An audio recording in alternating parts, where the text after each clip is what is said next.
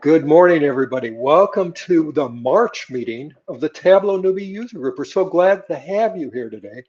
There's going to be quite a few of you out there today, and we're really anxious and we're really pleased to have you with us today. What we'd like to do, first of all, in the chat, while we wait a few minutes as people log in, just let us know where you're from. And I'd also like to know if you've ever been to Tableau Conference, if you've ever been to TC. And if you've been to TC, just tell us you've been to TC and how many TCs you've been to. TC is coming up in 2 months, and we're really looking forward to it. I hope you are also. We got some people in from Utah, Norway. Norway's in the house. Great to see you there. San Diego. Rain has been to TC. Rain, thank you for sharing. Okay, Pensacola, Florida is in the house. Prune, India. Chessie Short from West Virginia. You got in early, Chessie, so you got to see all behind the scenes. Well, I happen to be in Nashville, and this is going to be my. I was trying to think the other day. I think this is my 8th TC that I've been to. I know that Laura's been to at least one because she was at one that I was. She was in one of my presentations. Yeah. And I know I've seen. Obviously, I've seen Rain there. Okay, well, we're beginning to fill up. We've got about 100 already logged in. We've done some virtual TCs during COVID. Yeah, and you can attend this conference virtually also. You know, if you can't get to San Diego, that doesn't mean that you can't attend the conference. And I think we will be talking a bit about that a little bit later. And we've got people in from Tampa. Viraj, let's go ahead and go to the next slide. We want to thank you for being part of the community. We want to thank you for being part of the Newbie user group and attending today. It really means a lot to us. It means a lot to the community. It means a lot to Tableau, and I know it means a lot to Salesforce to have a very active community. And you're the reason that we're here. Let's go to the next slide, Viraj. Just a little housekeeping. There's going to be a lot of you out there today. And for that reason, we're doing this as a webcast. You're going to see that your audio and video have been disabled. But we do want you to participate. We want you to use the chat to communicate with each other. If you have a question, though, please put the question in the Q&A. Okay, we just started the Q&A. Very good, Viraj. Please put the question in the Q&A because there's so many of you out there. When that starts getting loaded, we're going to keep up with it. We've got people here. We're going to be trying to answer your questions on the fly. But if you put them over in the chat, sometimes they get lost. So please use the Q&A for answering questions. Now, before you ask, the event is being recorded. We always record our events, and those recordings can be retrieved off of our landing page. There's a link there that goes out to our YouTube channel, and you can download the recordings. Viraj and Encore usually have that out within a couple of days, so certainly by the 1st of next week. Pam Butler, I thought you were on your honeymoon or on your anniversary. I thought you were off in Alaska on a cruise on your anniversary. Pam Butler's from Nashville. So I do know Pam. But if you need the recording, go on out to our site and download the recording, and you can see it. You can see it there. First of all, I know some of you, this is the first time you're attending one of the newbie group meetings. This group was started 5 years ago. We've just started our 5th year. And it was started for people like you who are probably a year, maybe 2 years into using Tableau, and you want to level up. You want to enhance your experience and your capabilities. And we want to do our presentations and content for our presentations for you, for people at your level. And we know at some point you're going to move on to another user group, like the analytics group, or maybe a local group, or an industry group like the higher ed group, or the retail group, or one of the other groups. We're all for that. We think that's a great idea. We meet every 6 to 8 weeks. Now, in 2026, for this entire year, we decided on a year-long theme, and that theme is the road to certification.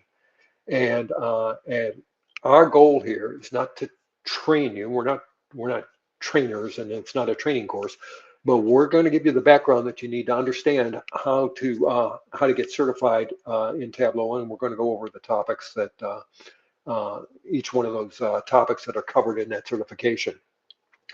Our meetings take two parts. There's the first part, which is the how to, or the how does that work part, and that's presented by one of the members of the Newbies team.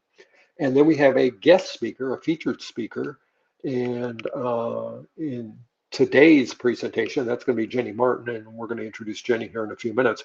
And then we have a fun time, and Laura's got the quiz today. Now, I want you to know something. There are no prizes, no cash awards, but you do get bragging rights at the dinner table this evening. Perfect. So, like Jim mentioned, Tableau Conference is just around the corner, and not only that, there's currently a 72-hour flash sale, which means you can get $500 off if you register now. So scan that QR code and get $500 off, because you will not regret it, especially for people who have been to TC before. We really recommend it, so definitely sign up so you can come as well. Perfect. So let's talk about the agenda today. So right now, we'll do the welcome, and shortly we'll get to know the team a little bit better. Then we'll jump into the how does it work section. So I'll hand it over to Maddie, who will talk all about data modeling and connections. Then Rain will take over and talk about the best way to get involved. Then I'll hand it over to our special guest, Jenny Martin, who will talk all about data prep, cleansing, and connections. And then we'll finish off with a fun quiz.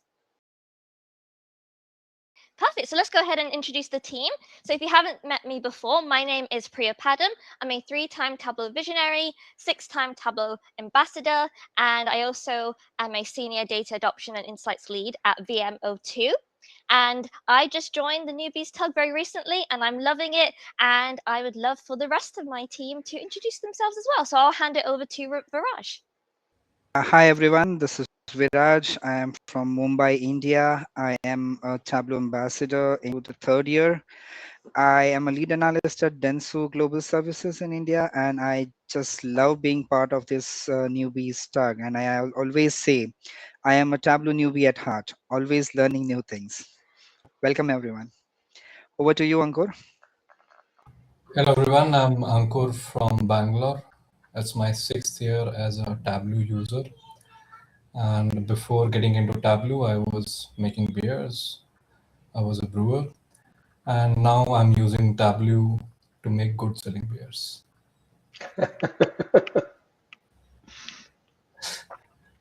Okay, I don't think Benjamin is with us this morning. Then. Okay. Laura, do you want to introduce yourself? Yeah. Hi, I'm Laura. Laura Matthew. I work at a law firm in Neil Garber Eisenberg in Chicago. I work as a senior business intelligence analyst at the firm, and I've been using Tableau ever since I started here, which was almost 5 years ago. So I've been a Tableau user for maybe 5 to 6 years, and every single session here, I learn new things. So I'm looking forward to learning something new here. Indianapolis, Indiana. I work at a foundation. It's called the Richard M. Fairbanks Foundation. So we do grant making to nonprofits. I am called the analytics manager, but I'm part of our learning and evaluation team. So that means that we do both analytics with our internal grant making, but also public data and then research aligned with what we grant out. Okay, and I'm Jim Daner. I'm one of the Tableau visionaries. I live in Nashville, Tennessee. I've been using Tableau for about 10 years. I'm a 5-time visionary and a 9-time ambassador.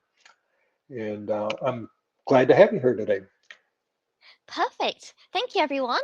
So let's talk about what we have planned this year, and it's going to be action-packed. We have a lot planned for you. So we already had amazing sessions in January, but today, like we said, we have data modeling and connections, and then Jenny Martin will talk about data prep and connections. And then in May, we have simple calculations, conditional statements, and order of operations. And then we have the special Annabelle, who will come and talk about publishing workbooks, alerts, Tableau Public, Cloud, all that good stuff.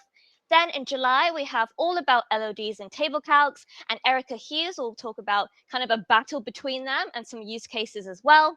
Then in September, we'll talk about the right chart types to best meet your needs, and we have the lovely Dennis to come and show us his incredible maps.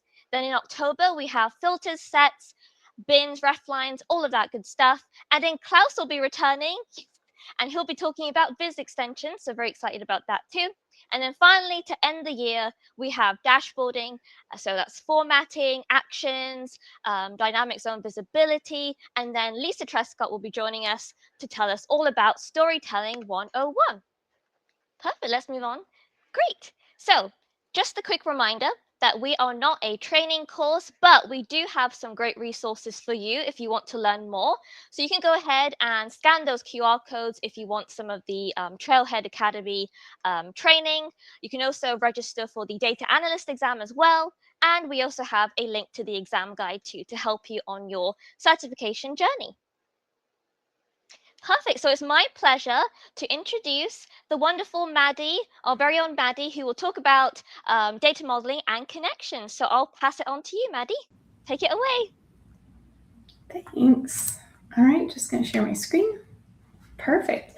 Yeah, so we're starting just really at the basics on our Tableau certification journey, talking about how do we get the data into Tableau. And so I'm going to start by talking about connecting to your data directly from Tableau, but then we're going to move over to prep, and then Jenny will do a deeper dive into prep. So some of the things that we talk about in Tableau prep may be repeats between Jenny and I, but that's really important for you to hear the information more than one time for it to sink in. I used to be a teacher, and so we used to say, if it matters, kids need to hear it 3 times, and that's the same for adults.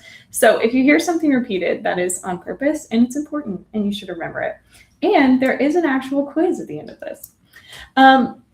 So there are some data prep functions available in Tableau, and for this demonstration, I'm using desktop, but much of what I'm showing you is going to be the same if you were to use public instead. Or I'm always a fan of the public desktop version too. And the other caveat I wanted to talk about before we start is that it is critically important before you do anything in Tableau or Tableau prep that you know about the data that you're using. You should not be cleaning or analyzing, or definitely not using AI. If you don't know what's in your data, if you don't know the form or the content, because you can't be making smart choices about how to clean and prep your data for a final product if you don't know what that final product is, and if you don't know what you are working with. So everything that I'm going to talk about today is not to skip that step, it comes after that step.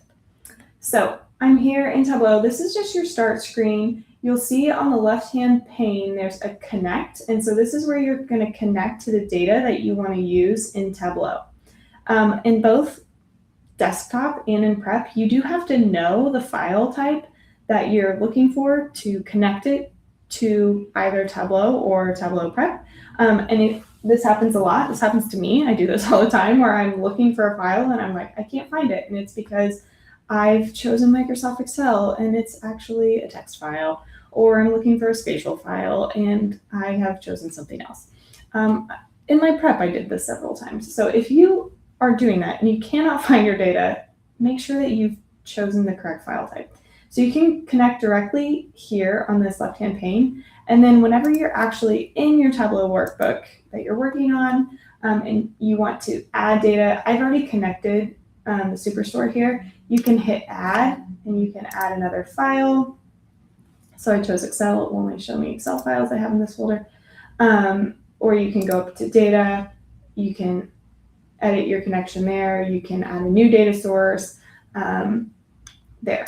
So I have my data here now. I'm using Sample Superstore. And then this is my connection to my data. And then here are the tables within my data set. So if you want to see what is in your data, which is always a good practice, also just to make sure that the data transferred over, sometimes we have a cloud, and I will find that if I immediately work in a file and try to come over to Tableau, some of the cloud updates have not saved, and so it's always a good practice to make sure, like this file has, or this table has 21 fields, just make sure that it has what you think it has. And that goes back to my first point. You just need to know what your data is before you're messing with it. So I've got my orders table here has 21 fields, and specifically I want to connect my orders field to my people field. That's what I want to do. And I've got a region field here, so I'm going to add orders. And now my order table is in my workable data. If it's just loaded in, it doesn't mean it's data that you can actually get to and start working with. You got to put it in your workspace. So now my order table is in here, and I know what's in there. If I would like to union my data, so we can connect data via unions and joins. A union adds rows to your table, and that means that you have similar fields across two files or tables, and so you're just adding rows onto the bottom. Or you can join, which adds columns, and that means that your rows are similar and your columns are adding on to the end. That's a join. But when I just add a table, if I'm just adding Tableau, you're going to see something that is neither a join nor a union, and it's a relationship. And it's this little noodle here. And relationships are like they're kind of like a join, but they are not a join. And they are not as specific as a join. So it's not connecting specific rows of data to other rows of data. It's just saying there's a relationship here, which matters when you go in and start actually doing your analysis. But it's not a hard relationship like a union or a join. I just made up the hard relationship term. Don't take that one to the bank. But you go in here, and I want to click on it. It's not letting me do it anymore. Oh, it's because of the bottom file. And here's how here's how I've defined my relationship. It's saying that the region in my orders table is the same as the region in my people. And it's many to many, which means it's not like connecting on a single row. It's just saying that there are many on both sides and they are related. I don't actually want to connect my data in that way. If you would like to union it, you can just drag it to the bottom and the union option will pop up. I can't union this one because they don't have matching fields, but you can also go into the little caret icon and say, I want to convert this to a union. And then you would just drag over the tables that you want to add in there. Or if you had a file or a folder that had a lot of tables in it, you can also use the wildcard option here to include a bunch of tables into your union. We can do this in prep too. So I want you to like bookmark this in your mind and we can see how this happens in prep. I'm not going to do it because again, I don't have a file in here that will work for this union. But if I wanted to join them, I have to go, there we go, into the physical layer. And here I want, let me check, make sure, no, I don't want the returns field. I want the people field because yes, there's my region that I'm looking for. And I want to union these, or I don't want to union these. If I wanted to, I could do it here as well. I want to join these, so I'm just going to release it, and it's going to naturally build the join. If you remember when we were not in this view, when I just dropped a new table on there, it created a relationship. But if I want to create a join, I have to go into this specific view. And so it's going to try to define the join on its own. And it did, in fact, define it how I would like it to be defined, which is based on this region. The people table only has region and regional manager, so it didn't have a lot to look through. And there's nothing else here for me to make a join on, so I won't do that. But if you had multiple fields that you would like data to be joined on. Example, order ID and year. If you like recycle your order IDs over here, you can add new join clauses there. And then there are 4 options for join clause: inner, left, right, and full outer. An inner join is when it will only join the rows of data if it is present on both tables that you're adding in, right? So if there is, here I'm doing region and my 4 regions are central, south, east, something. But if there was like a 5th region in my orders tab, it would not include any rows that had that 5th region, because it's only including these regions that are present in both files. A full outer would be anything. So if I have a region that's present in one but not the other, it would still include it. And then left and right corresponds to the data tables on either side. So this is looking how I want it to look. Another thing that you can do is down here where in the bottom where it's showing you your data, just like your data sample, a sample from your data. It tells me that I have 26 fields and I have 10,194 rows when I use this inner join. It's not going to change anything, again, because the 4 regions match on both sides through both my tables.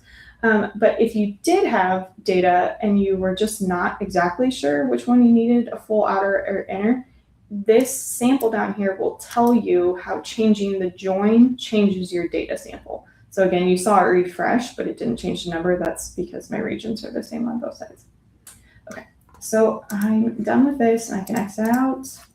All right, the other thing we need to note in Tableau is I can have a live connection to my data, or I can have an extract.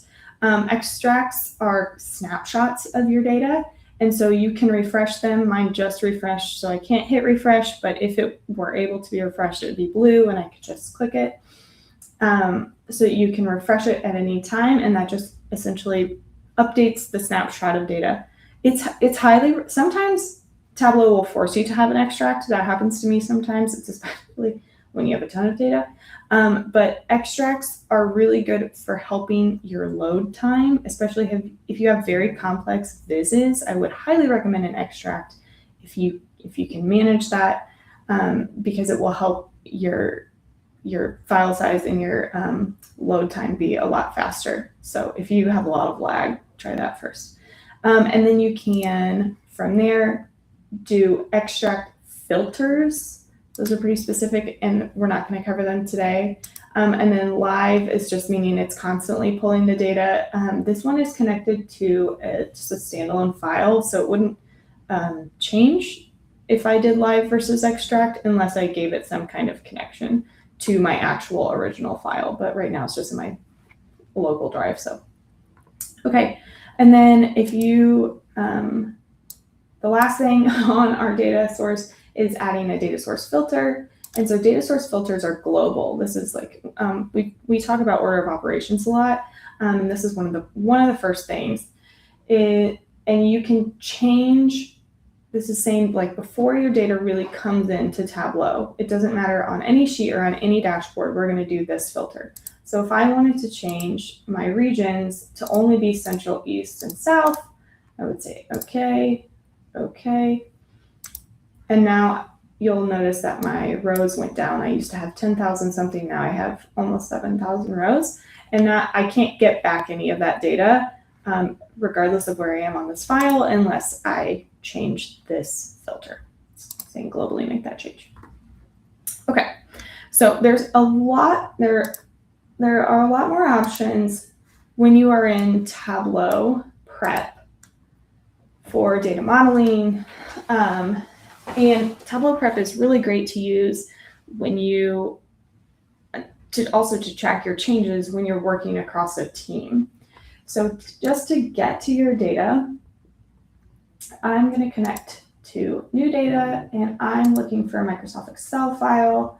I've got 2 files here that I want to pull. I'm going to start, my first file is this population file, and this is going to be population data from the year 2000 to 2005 for all counties in the United States. And then I have some county health ranking data, And so what I really want to do by the end of this prep flow is I want to connect them. And so I will load it in first. The interface is somewhat similar. If you want to add more data, which I do, you just add the plus button. And then again, you need to know what type of data you're using. Something that's really nice about both Tableau and Tableau Prep is it doesn't matter the type of file that you put in, it's going to have the same user experience. So files will look similar, even though they may contain different information. And I want my county health rankings. This one. Okay, great. Okay, so once again, just like in Tableau, I don't actually have any data yet in my prep flow. I just have access to it if I want to start using it. So if I need to put it in my flow or put it in my workspace, I got to drag it over there. So I've got these two tables. So I'll drag my first one over here. These tables are Excel files. But if you were to add a text file, I'll do this one. Okay, if you were to add a text file and you load your data in and you look at this little sample here, this is all my fields, and then it gives you a little preview.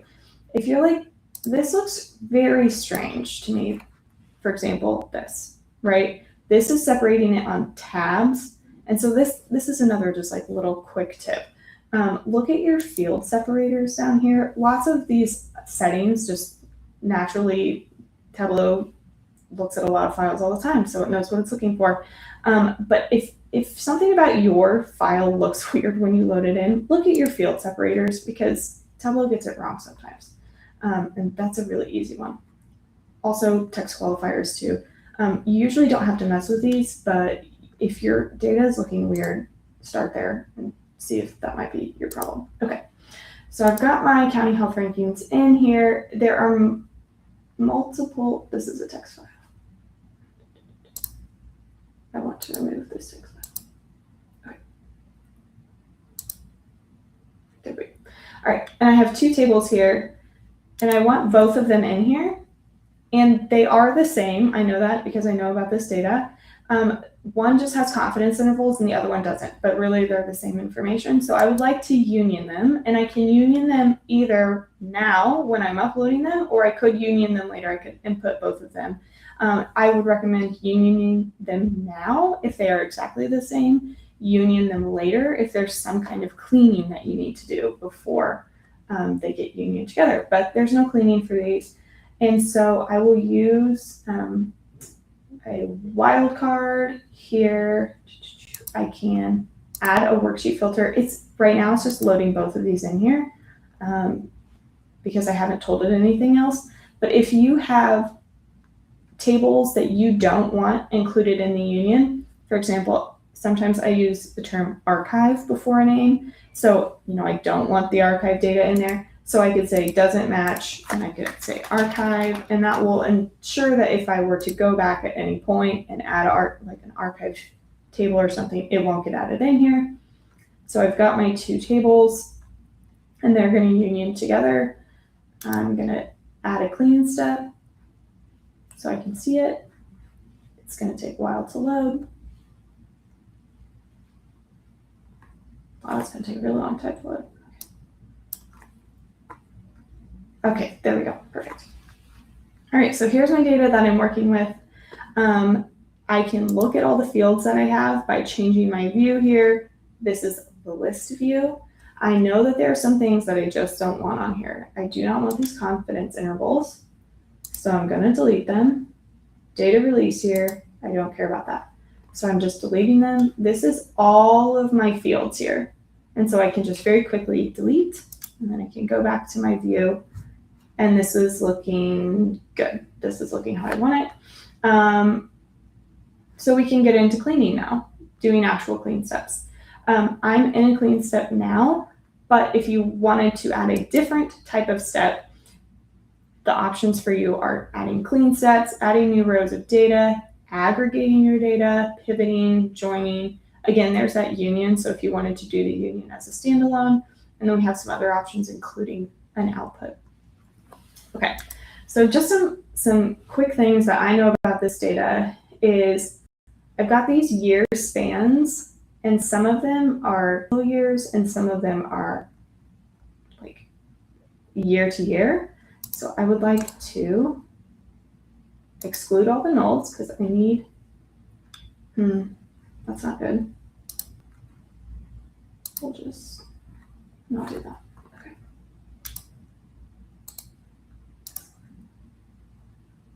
There we go. Okay.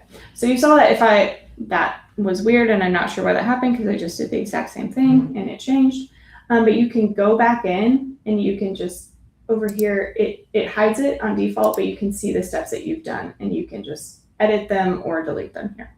Great. All right, the other thing I need is I need to get rid of anything that doesn't have a state. And good. And then I've got all my counties. I've got all my years here. Need to change this to a date. Good, changed all those. Okay, that looks good. So this is all of my county ranking information. And now I need to get the population to go with it to add to, so I want to join these. And I want to know for the population for every county in my ranking data, what the population is for the corresponding county. All right, this does look a little weird, but that's just because that's because the data is set up a little oddly. So what I have here is I have all my counties and all my states, and then I've got the population. This may be how your table comes to you in Excel, but this may not be the best way for you to use it. And I certainly cannot at current join these two things because my years are in columns and I need them to be in rows if I am to join or union this data. So what I'm going to do, I got to do a couple clean things first. You'll notice I have all these little dots in front of the counties and I do not want those.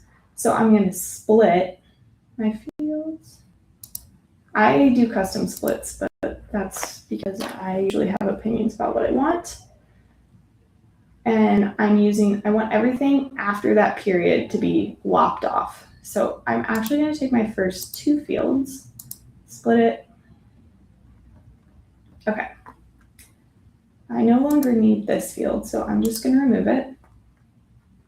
And the reason I split it into two is because I knew what was in my data, and I knew that I maybe would want the United States information, but I really don't. And really everything I want is all these counties, and they all have these spaces in front of them. So I'm going to use my first split field to keep only the values that are my counties.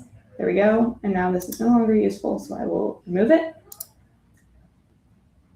And then I need to do one more step to get this to be county and state separate. Need to split again with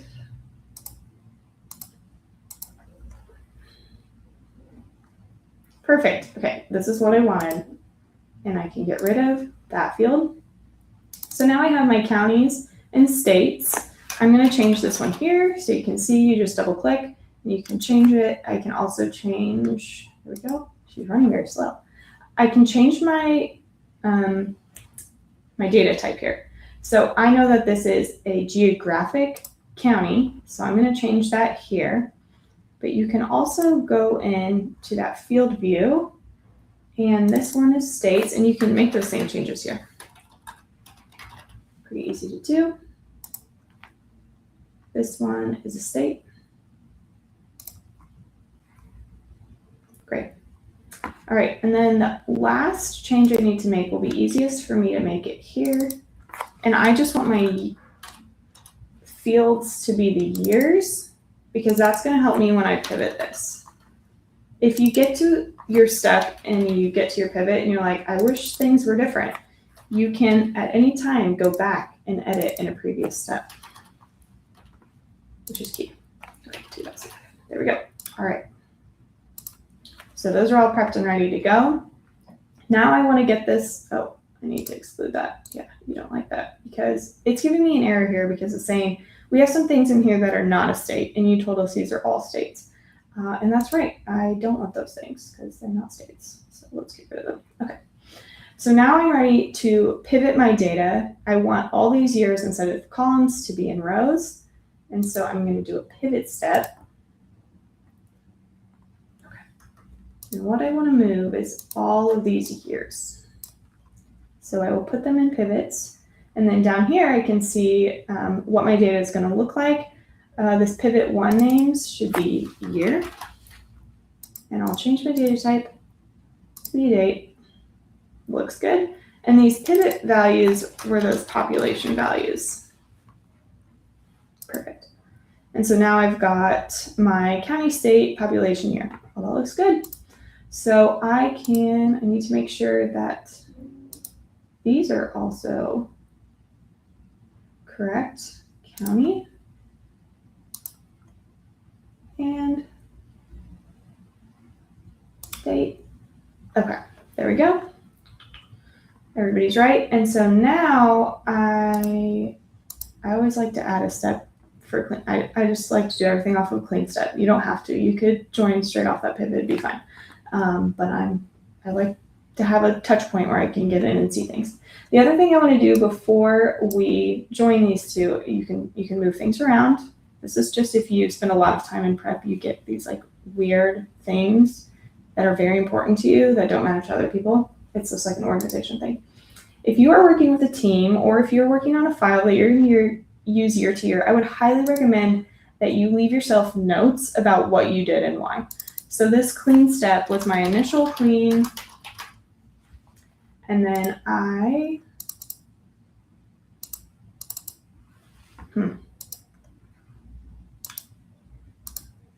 would like to edit this.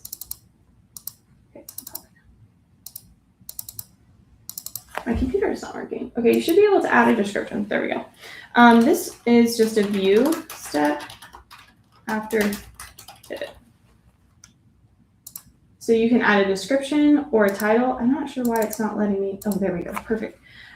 This is my prep for pivot and changed location field to multiple state code fields. So now I know what I did. This is really helpful when you go back next year and you see an error and you can trace, why do I have an error in this step? What choice did I make? Did the file name change or something like that? So you can fix it. And also to communicate across developers. All right, so now I'm going to actually get to that join or the union. It's the same thing, you just pick if you're joining or unioning. I want to join this data. It doesn't have the same information. One's a population field and file and one's not. So I'm going to join those. Perfect. All right, and it's trying to make a connection off state because it's like these are the same fields. But if you remember, my state data is not in the same format. So in one file, I have the state abbreviations, and the other one, it is the state names. So I'm going to click off that. I'll just do county. Then I'll just do year. Months, 12 years.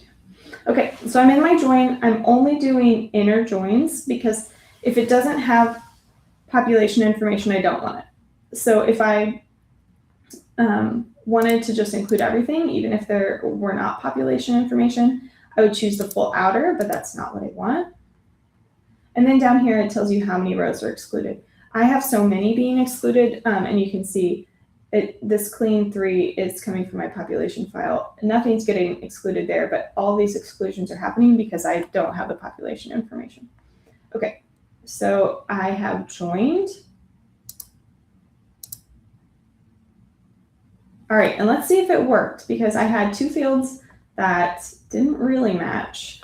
And I want to see my states. I had my state. All right, let's see if they match. Okay, so I've got, there we go, perfect. So I did not include my states in my join clause because I was like, they don't match. But if you look, because I didn't do that, now some of my states don't match, which this just means that I've got counties that have the same name. A way to get around this if you do county data is to use the FIPS code. I highly recommend that. Or what I should have done in this case was I should have cleaned them so that my two state fields match each other, so I can add it as a join clause. And I can go back and do that very easily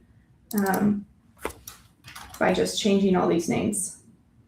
Alabama, AK, and I could just go through here. There's only 50 states. This is only 50 changes. It's kind of a lot, but you only have to do it once and it will carry over. This is going to really take my data down because I didn't do every single one. It's okay.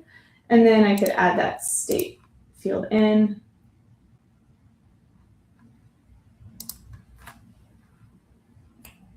And there we go.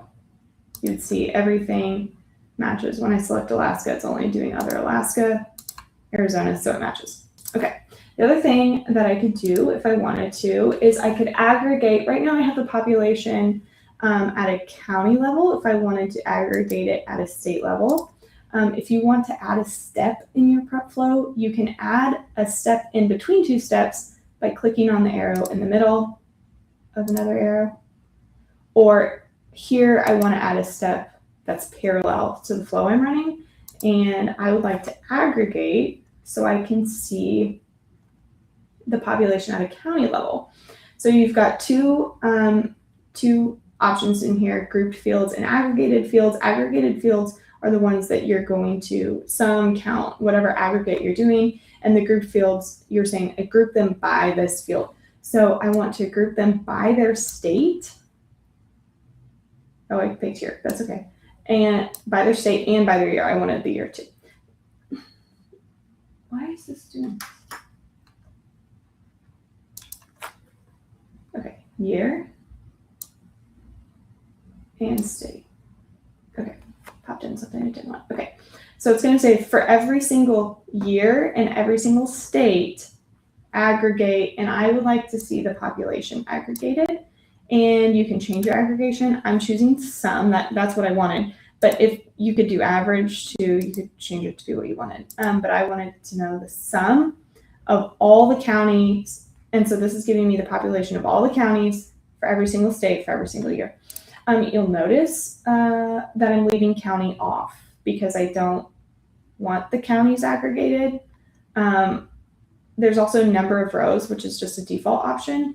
And I could do, if I wanted, just drop this. This is a sum currently.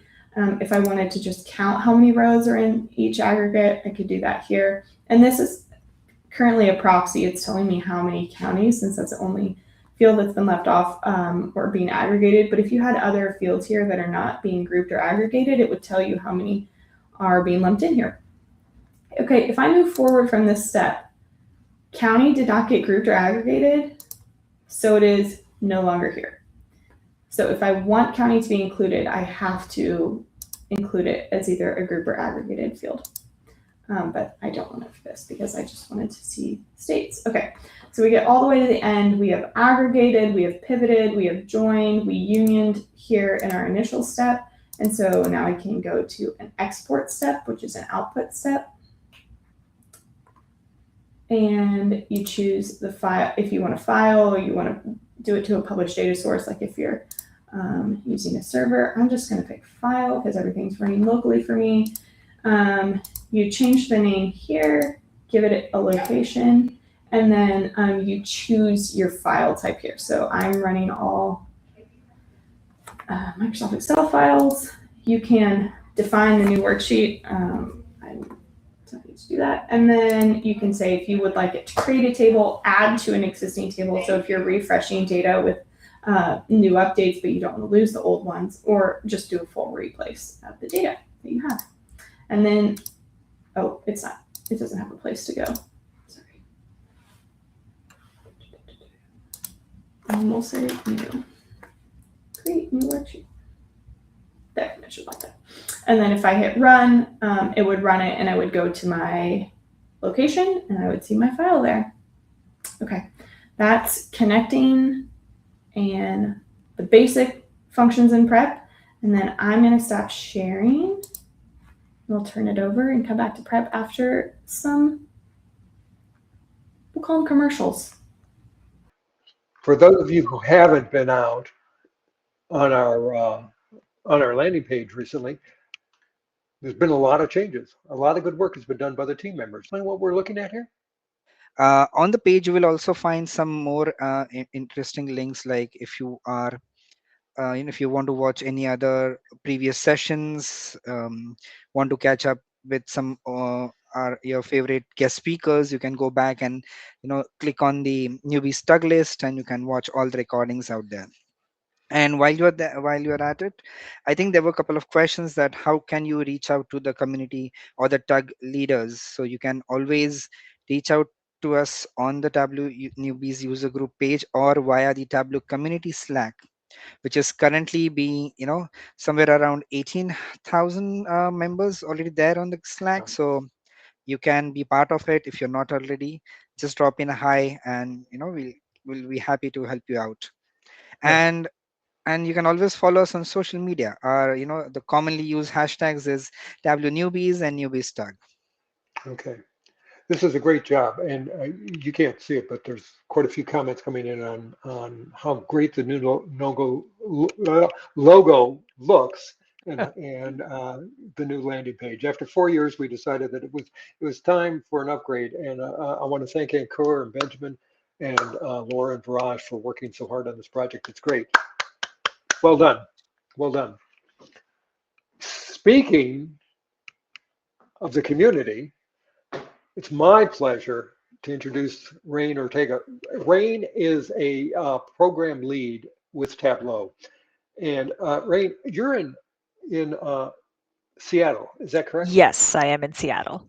I get confused now. People are in Seattle or they're in San Francisco, and you never know. It's okay. But you just think of my name, and Rain is Seattle, so yeah, pretty much. I'm where I'm supposed to be. pretty much so. But I'm going to give Rain a compliment, and then I'm going to let Rain talk. Rain is one of the people at Tableau. Whenever you have an issue and you reach out for help, Rain is always there to respond. And I thank you, and I know Viraj thanks you too, because it makes a big difference out there. Thank you so much, Rain. I really appreciate it. The floor is yours. Tell them about the community and how to get involved. I will. Thank you all so much for being here. I am so excited to speak at the Newbie Tug. This is one of those tugs that I have been meaning to get to for such a long time, and I am so excited to be here. As was already stated, my name is Rain Ortega. I am the program lead for Tableau user groups, so I help grow Tableau user groups all over the globe. We have about 200 groups across the globe that serve over 55,000 individuals. So we have a mid-sized city of data fanatics that we serve in Tableau user groups, and I love doing it. So I am here to talk to you about the Tableau community. And truth be told, I only have 5 minutes, and we have a ton of programs, but I'm not going to get to all of these programs. So you will be seeing these slides pop up in other resource channels that the Tableau Newbies Tug has for you. But I'm going to go over some highlights on how to best get involved in the community so you can get supported as you're pursuing certification and as you continue your Tableau journey. So I'm really glad that we talked about Tableau Conference. Tableau Conference is a celebration of all things data happening from May 5th through 7th. This is a great way of getting in touch with the community, and I selfishly want to plug the fact that I am hosting the meetups at this conference. So the Tableau Newbies meetup is always a staple of conference. It's a great way of getting to know each other and meeting other people in your industry. And as was already stated, please take advantage of that 72-hour flash sale. Now, I know that some folks can't travel for whatever reason, so we also have streaming on Salesforce Plus for certain sessions of conference, and that is completely free. So definitely check that out if you are unable to attend.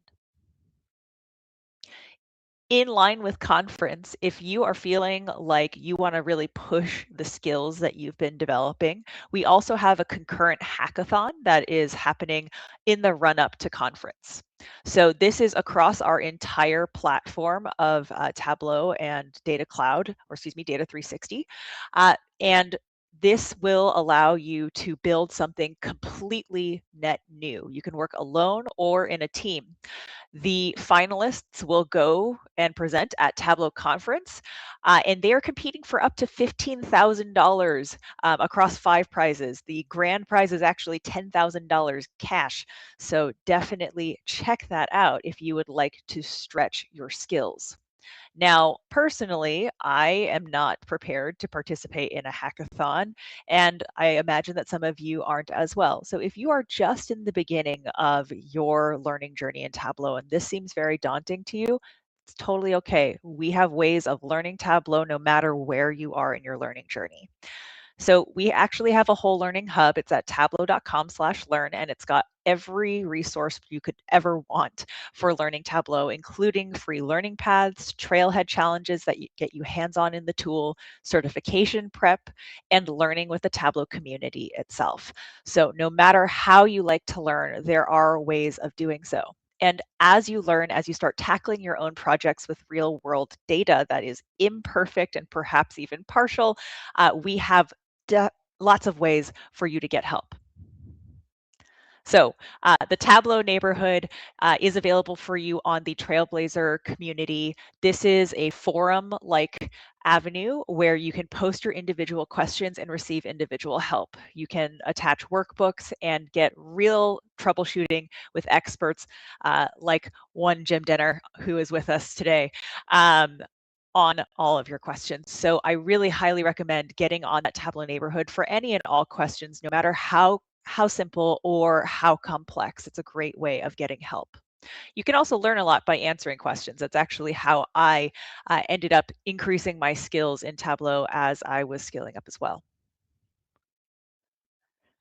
If you prefer a more social avenue, if you prefer more of that IM or instant messaging kind of interface, the community on Slack is incredible. We have channels devoted to job hunting. We have channels devoted to Viz feedback and just general questions as well. We also have a stream of events that have a bunch of tugs coming up. So if you're looking for an event to attend, those are great places to go. Everyone on Slack and just across the community in general is incredibly welcoming and incredibly helpful. There are folks out there who have found mentors, who have found their dream jobs out of this community. So I highly, highly recommend getting involved. Now, this is all about one-on-one help. Some of us learn best in a group like we are sitting in here. So if you are looking to get group help, group collaboration, and group learning, there is no better place to do that than at a Tableau user group like we are sitting in right now. So right now, Tableau user groups have a focus on career advancement. We've got a whole series going on, so you can viz to the future here. So whether you are scaling up for certification or looking to land a role or even break into the data space, this is a great way of doing so. So we have events running until May 1st. We're adding events every single day to that landing page that is on the QR code. Some of these events are virtual, some are in person. And things that are being covered are things like portfolio building and career stories, technical upskilling like you're doing right now, certification like we're talking about right now, and previews of TC26 and how best to take advantage of that opportunity. So once you are fleshing out your work and you're ready to show the world, I highly recommend starting a portfolio on Tableau Public. This allows you to not just growth as an analyst, but it also allows you to learn by downloading others' workbooks, adding in that hire me button just to show that you're available and really get inspired by the art of the possible. So I know this was a whirlwind tour through the community, but I really want to just say, welcome to the DataFam for all of you out there. As a Tableau user, you are part of the DataFam, and we're so you are here. So be sure to get involved with the community. It's a great way to learn, and we are, again, so very happy that you're here. So without further ado, I want to just pass this back over to Jenny. Perfect. Thank you, Rain. So I will introduce the very special Jenny Martin, who is a guest today. Woo! So Jenny is a 3-time Tableau visionary and 5-time ambassador with a very special love for Tableau prep. And she actually ran Prep in Data for 4 years, cooking up many data prep challenges to give everyone a safe environment to practice their prep skills. And we are so happy and very, very lucky to have her here today. So I will pass this on over to Jenny. Cool, thank you so much, Priya. Let me get my screen all shared. There we go. I feel I was maybe foolish to name this Intro to Tableau Prep when Maddie's already given us a great intro to Tableau Prep. But like we kind of like to say at the data school, we have multiple coaches because everyone teaches differently and everyone learns differently. So some of the concepts may be kind of similar that I'll cover, but hopefully that really helps you to solidify them and come away with a great understanding of Tableau Prep today. So I'm going to talk about how Tableau Prep fits in with Tableau Desktop. I'm going to talk about the Tableau Data Analyst certification and what is it that they're focusing on, what are they testing you on when it comes to Tableau Prep. And then I've got a workflow walkthrough demo. I didn't think about how hard that was to say when I wrote that down. So as Priya already gave me an introduction, I don't need to say too much more here, but I can't resist showing a little picture of my cat who may pop up at some point in the video. She does like to, she's quite a fan of being on screen. So yeah, Pira, prep, I like things that begin with P. So have you ever been in that moment where you found some really cool data to work with and you brought it into Tableau Prep and it's just not really working? You're getting maybe like F1 as some of your header names, which doesn't make any sense. You're dragging things out and it's all just a mess. So that is where Tableau Prep comes in, where you can take that data back into Tableau Prep and sort it out so that it's all perfect for Tableau Desktop. So most of us come into the Tableau world through Tableau Desktop. It is kind of the main product, the shiny, exciting tool that shows you your data in a way that you've never seen it before, and we all love it. It's an application that sits on our desktop, and we build really cool things there. Tableau Prep is very similar, Tableau Prep Builder, where it's an application that lives on our desktop too, on our desktop, on our machine, on our computer, whatever you want to call it, laptop. So we can build our workflows there to be able to get all of our data ready for Tableau Desktop. And I should say that the reason that I'm talking to you, not just about prep and desktop, but I'm also going to bring in Tableau Server as well, is because the certification, the exam, covers all of these. And some people go into that certification expecting it just to be Tableau Desktop. And so it's good to remember that. And I know that we get feedback from our data school consultants quite a lot, that they're surprised by the number of Tableau Server questions. So I feel it's my duty to remind you of that too, and to mention the link with Tableau Server where you share your vizzes that you've built in desktop, you share your prep workflows that you've built so that they can be used by other people. And if you want to actually automate those workflows, then that's where Tableau Prep Conduct comes in. So ideally, you're not just building a workflow for a one-off use case. You want it to be useful when your data updates, when you get new data coming in. So maybe you set it to refresh every week or every day, and then that keeps your data fresh, it keeps your dashboards updated, etc., etc. Cool.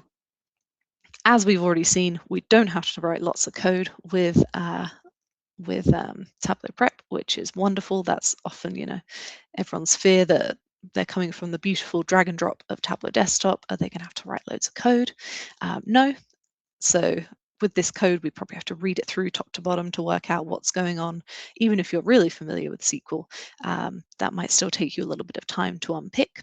Whereas we've already seen that Tableau Prep is a lot more visual, and we can kind of get an idea of what a workflow is doing before we even dive into the details. The kind of iconography is making that nice and clear that this data is taking in 2 data sets, it's doing a join. I mean, it's doing some weird stuff towards the end of aggregates and then joining back to itself. But at the end, we get this nice, clean data coming out. So in terms of that certification, this is just taken directly from the exam guide that was shared earlier. I checked it at the start of the week, so it's still current. So I think most of these things are things that Maddie went through really well, and they're all linking to steps that we use in Tableau Prep that we can see it like lined up against those, like the unions, the joins, the aggregates, and so on.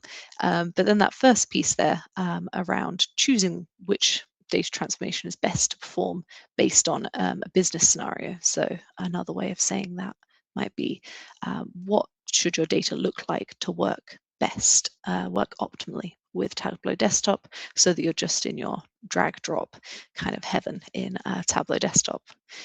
So lots of people will give lots of answers to that. Some people will say, for example, that you want your data to be tall and thin. So what they mean by that is few columns and lots of rows to work with.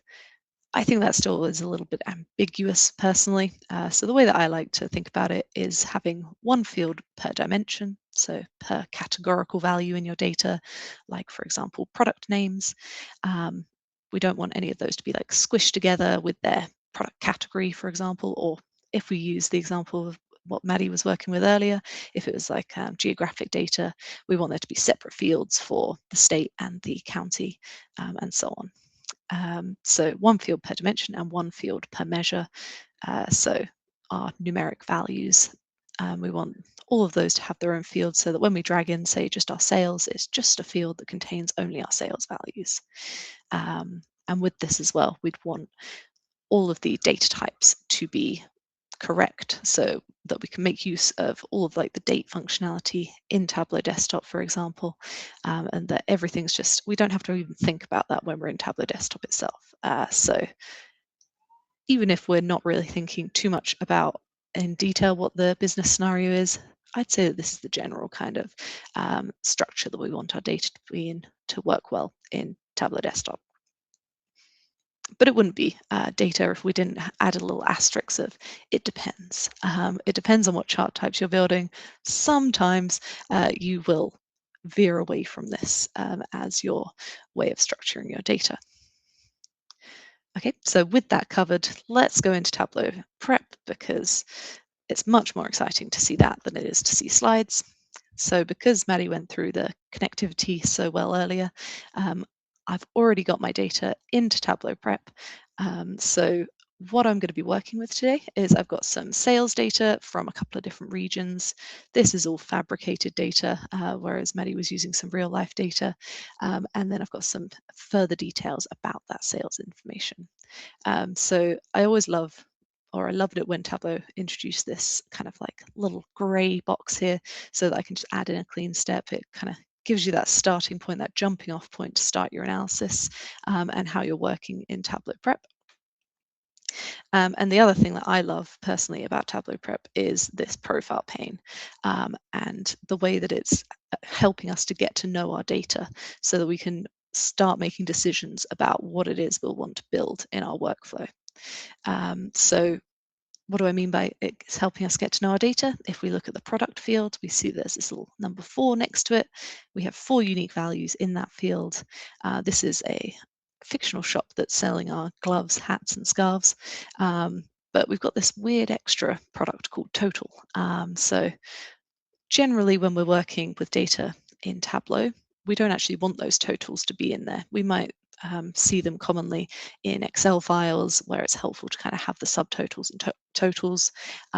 But when we bring it then into Tableau Desktop, we risk that we might actually double count at times because Tableau Desktop is going to aggregate our data by default when we're dragging out a measure. So that's something that we'll want to get rid of and change at some point. But the helpful thing about this as well is we've got our kind of bars behind it. We can see how many rows each of these products is associated with. We can see something a bit different with our order ID and our sales price fields. They've got blue bars instead of grey bars, and what it's doing here is it's creating histograms for us where it's binning together those values. So for sales that have value between 0 and 10, we have 5 rows in there. So that's just a slightly different way of looking at it, kind of like a higher level overview. But if we do want to go into one of these fields, say our order ID, and change the view state to detail, then we can still see those individual values as well. It doesn't make as much sense for order IDs to be binned together really, but we don't have a way of telling Tableau Prep that this is a discrete numeric value like we do in Tableau Desktop. Cool. So the other great thing that I think that Maddie demonstrated really well was that I can then click on one of these order IDs to get to know my data a little bit better as well. And it's going to do like a soft filter. I heard that once and I really liked that term. It's not a permanent filter. We're just kind of having a look at the data, investigating what's going on. So this is one single order ID that is here. And we can see that we've got 2 separate rows for the hats. We've got 1 row for the scarf and 1 row for the total. So we could leave our data the way that it is at the moment, but to make it, I don't know, a bit more, I can't remember what word I was thinking of earlier. We're going to go with rationalized now. Is that the right word? I don't know. But we maybe want to not take up 2 rows of space where we could convey the same information using 1 row of space, for example. So we could imagine that we could just have 1 row for hat and add on this extra column for quantity to tell us that they've bought 2 hats in this order. So that's another change that we might go ahead and do with this data. Okay, so we've got to know our East sales quite well, or sales from the East region pretty well. Let's take a look at our West sales. Okay, that's looking very similar. So we've got order ID, product ID, sales price, and discount again. So what that's telling me is that these 2 data sets could be combined together with a union. So where they've got exactly the same field names, they can stack on top of one another, and they can, those 2 rows, those 2 rows, those 2 data sets, the rows will add together basically. That wasn't the most clear. Cool. So as we saw before, it's a simple case of our drag and drop idea of picking up our West sales, bringing them up towards our East sales and doing a union there. Now with our union step, it will always give us a table names field. So it's telling us the file that it's coming from, as well as the sheet name in that Excel file. So we've got our East and West data. We can still tell what region those sales are coming from, which is super useful in Tableau Prep. It's a bit messy. We're probably going to want to clean that up before we get into Tableau Desktop, but it's good that we have that there. We can tell that it's matched our fields together correctly in the fact that we've got like the coloring here relating to the step that was just before this union step. So we've got both our East and our West in our order ID, and the same for all the other fields. What we'd see if these didn't match, so if I just quickly separate them out again, is we'd see kind of like this blank space that's showing you that it hasn't got a match with the other table. You can see the Tableau Prep is probably giving us a recommendation to merge these back together. Those can be kind of handy. Oh, it's actually telling us to remove the field. Well, that's not a helpful recommendation. But I can merge these back together simply by picking up one of them and dropping it on top of the other so that they go back together. It's doing its initial matchup by the column names. So that's why it was successful the first time round. Cool. So let's go ahead and make those quick changes that we were mentioning. We're going to clean up that table names. We're going to filter out those totals and aggregate up so that we no longer have multiple rows for the same product. I'm going to do those all in different steps because it's my personal preference that we have like each logical change in its own step so that it's easier to come back to. So let's add in a clean step, and in this step we are going to clean the region, let's say that. And we're going to come to the table names field. I will say that I am a big proponent for using the automatic split in Tableau Prep, because I'm always like, will it guess correctly? I like that curiosity, and it doesn't often let me down. So it did that split, and we've got a field that just contains east and west there. It's looking under the hood for kind of what is different about these two values that we're looking at in our table names, and it can kind of pick out what is the unique part and ignore the rest. And now feels like a good time as well to show you in the changes pane the calculation that it wrote underneath, which I'm always super happy that I didn't have to write. So it can also help you to learn what's kind of going on under the hood by these kind of clicks in Tableau Prep. And you could go ahead and edit that if you wanted to, like open it in the calculated field. But I usually look at that and think, I don't really want to play around with that. I'm happy with what I've got. So I'll just go ahead and delete this field and rename my region field to. Cool, so that's our region sorted out. Let's go and filter out those totals. So I'll filter my totals. So I wanted to show you a couple of other ways that you can filter. So we did see earlier, I think, when Maddie was doing it, that you can right click and exclude. That's absolutely one way. There's another way up here of clicking at the top, exclude. And there's this kind of filter options that you also have on the field menu too. So you could write a calculation that said product doesn't equal total. If you wanted, you could, very similar to Tableau Desktop, we have these selected values and wildcard match options where I actually just get the list and I can tick total and then maybe click exclude. All of these are doing exactly the same thing. It's just about which one is kind of the way that clicks with you, I guess. Cool, so got that total filtered out. The last thing we're doing with this data is to use that aggregate step to rationalize our data so that we only have one row for each product in each order. So we'll add in that aggregate step, and we're going to want to use all of these fields basically that we have. These are our fields that we have existing in the data at the moment. But something I always like to remember with our aggregate is if I forget to do anything in this step, my data won't flow through. It's kind of like one of those like stopping points. You have to tell Tableau Prep like what specifically has to happen or it's going to refuse to go on. So we'll remember to do that. We've got to think, do we want to group the fields? Do we want to aggregate the fields? So I'm going to start with order ID. I know I definitely want to group that. So, okay, I've now got some data to work with again. I've got one field and 264 rows at the moment. Then if I bring in my product into grouped fields, it adds in a few more rows because each order has multiple products in it. And then I also don't want to lose that region that I spent so long cleaning up for this data. I'll bring in my sales price over to the aggregate so that we don't lose any of that data about the sales that gets added together if there are multiple products in an order. And then with the discount, we don't really want it to be summing because if we go back to that order that we had before with the two hats in it, we don't really want to say that the 225% discounts added up to 50% discount. That's unfortunately not how it works. So we'll make sure that we've averaged that out instead, so that now that's back to being a 25% discount. And then to get that quantity, there's only one field left, and luckily it's the right option for us.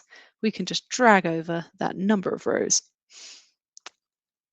And now we can see that we have those two hats for order 4,667. And we'd love to rename this step at this point, but unfortunately in Tableau Prep, in the aggregate step, we can't rename fields for some reason. We used to be able to, we can't anymore. Anyway, that's just my little pet peeve. I'll rename it in the clean step instead. Cool. So let's take a look at the other data set that we're working with, see if that needs any cleaning before we bring it in.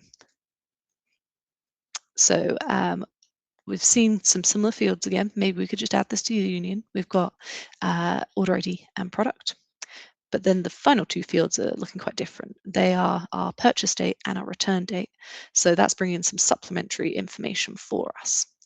But it's kind of breaking the rule that we were talking about earlier, where we want each of our categorical data to have its own field.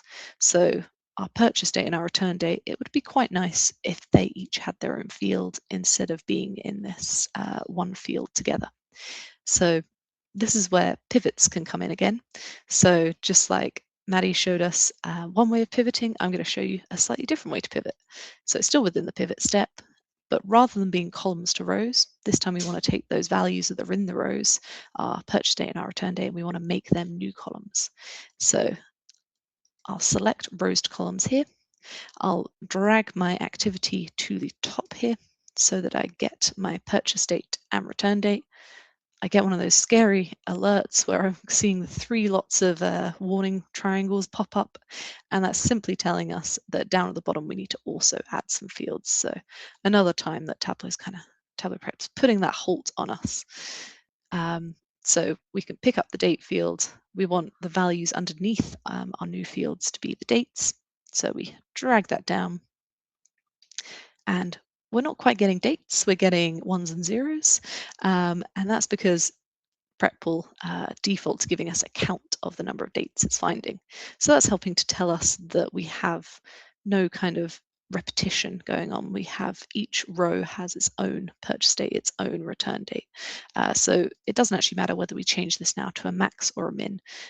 It will give us now just those dates back. So I changed it to a max because I'm a positive person. So now that we've got that all cleaned up, we can bring these 2 data sets together. So I'll drag my pivot up to that clean there. So bringing the order activity together with the regional sales. I can take a quick look at my join clauses over here. So it's automatically picked up the order ID, which is great. I look at my join results summary. I can see I had 464 rows in both data sets before the join, but I'm getting 955 out.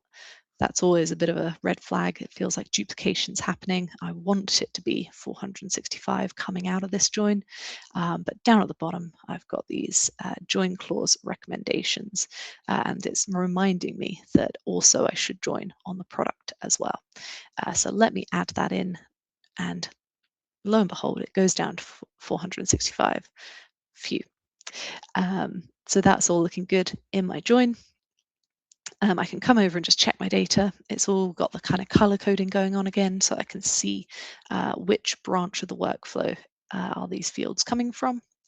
And what I want to just check is, okay, I've got my order ID and my product kind of repeated twice because they were in both tables. So I can get rid of one of those occurrences because I don't need those fields repeated in my data. And then that's our data pretty much cleaned up. So we would go and just output this as Maddie demonstrated earlier. So I could save it to a hyper. I could call it output classic. Maybe I'd call it Newbie Tug instead. Run the flow, and that's all done for this workflow, which is great. So just to wrap things up, we've mentioned prep and data a couple of times. Here's a link, but I think I saw a link go in the chat as well earlier.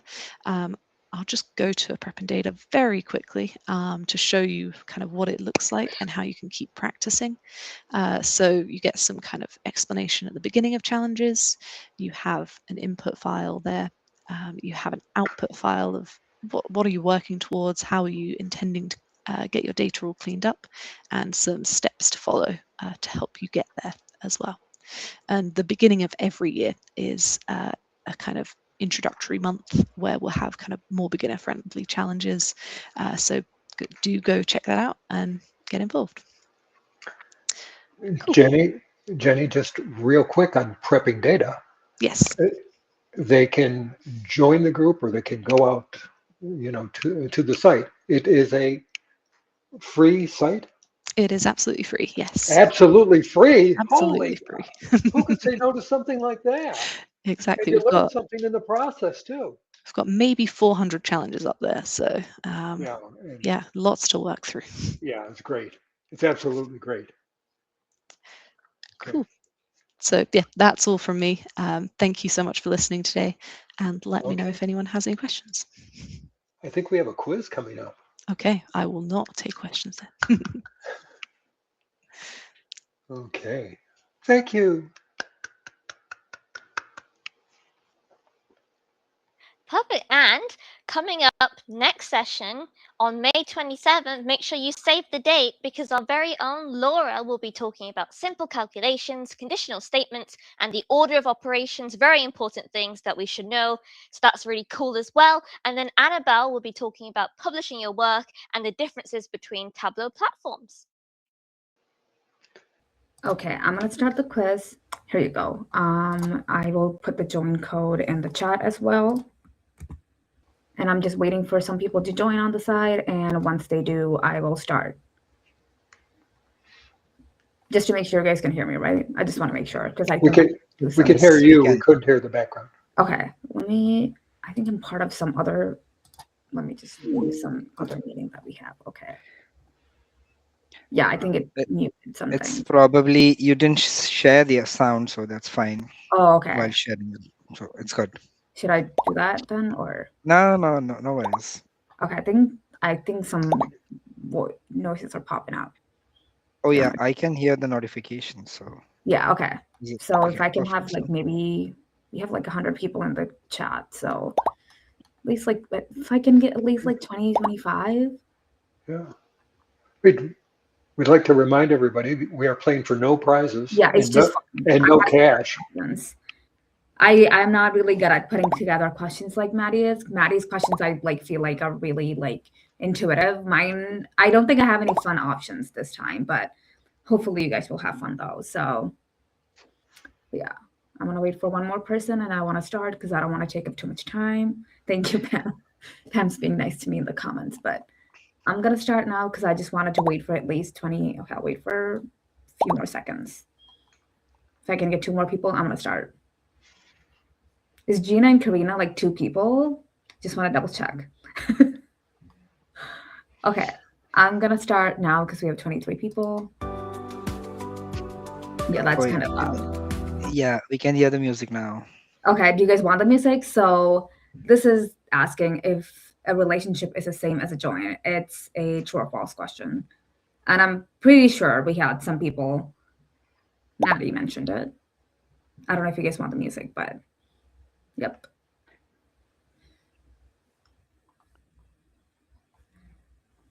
Awesome. A relationship is not the same as a join.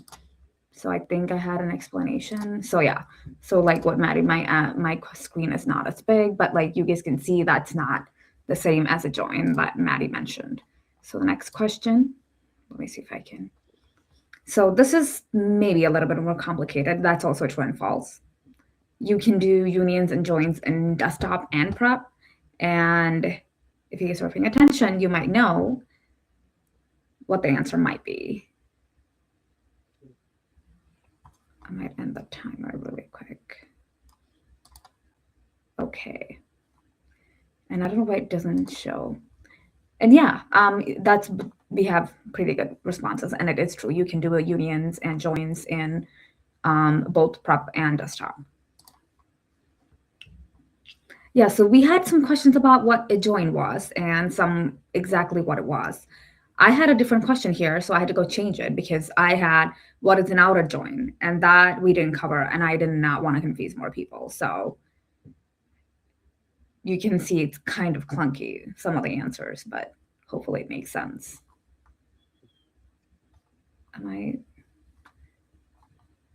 Awesome, Christy. Oh, Pam, I see you there, Christy. Awesome.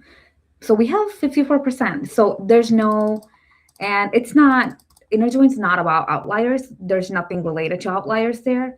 But inner join is when you have, for example, when Maddie was showing the tables with states, you can only inner join on things that have the same data type and the data values are matching. So you can join state to state, but the states have to be the same data type, and it will only join on the states that are in both tables. So for example, for US states, if I'm saying New York, if New York is in table 1 and New York is not in table 2, you're not going to see that join. That row might not join because that's not part of both tables. And I'm going to go to the next question. And I might raise the volume a little bit. Let me know if you guys are okay with the song. Yeah, so Rain's thing was very interesting. So I was really trying my best to respond to the chat, but it was a lot for me going on. But she mentioned something really, really interesting. So I'm gonna end the timer because we had, and oh my God, Pam, yay! Okay, awesome. We have Pam, Tracy, and Jeffrey. We'll see. Yes, 62%. We do have analysts, but I don't know if Rain talked about it. I know she mentioned the hackathon. I saw the slide. So I was like, I'm putting that in there because that's really funny. I probably would not do good in that one. So I just wanted to put it out there. And yeah, this was something that I believe Maddie mentioned. So what exactly is a Tableau extract? I know it's not an extracting process like what we see in chemistry, but it would help to kind of know what it was. So I'll wait for, okay, we have 2 more seconds. Awesome. And oh, Jeffrey and Tracy are back. And yeah, 66%. So it is a snapshot of the data. So when you do a Tableau extract, it basically just takes a snapshot of the data and just keeps it there. And you don't get to, it doesn't do a live update. So when you need to update the data, you'll have to go manually update it or republish it into your file and get the extract and run the extract again.